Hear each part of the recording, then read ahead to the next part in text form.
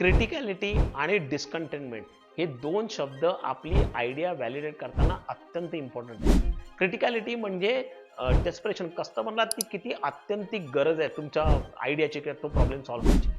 आणि डिस्कंटेनमेंट की आत्ताच्या परिस्थितीमध्ये कस्टमर किती रिजेक्टेड आहे, त्याला किती डिससॅटिस्फॅक्शन आहे, तो किती नाराज आहे हे जाणणं. हे तुम्ही जेव्हा 2x2 मॅट्रिक्स बनवता त्याच्यातनं ज्या गोष्टींमध्ये जास्त क्रिटिकल आहे कस्टमरला आणि त्याच्यामध्ये त्याच्यात जास्त डिससॅटिस्फॅक्शन किंवा डिस्कंटेनमेंट जास्त आहे, अशा प्रकारचा प्रॉब्लेम सुरुवातीला सोडवणं आणि त्याच्यावर जास्त फोकस करणं, त्याला टुडे स्टार असं म्हणतात.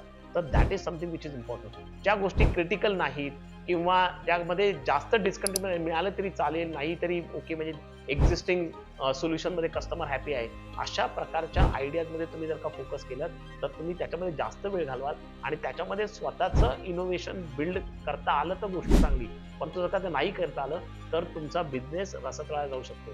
याच्यासाठी क्रिटिकॅलिटी आणि डिस्कंटेनमेंट या दोघांचं मॅरेज करून ज्या गोष्टी दोन्ही याच्यामध्ये जास्त मॅट्रिक्समध्ये येतील त्या आयडेंटिफाय करणं अत्यंत गरजेचं आहे.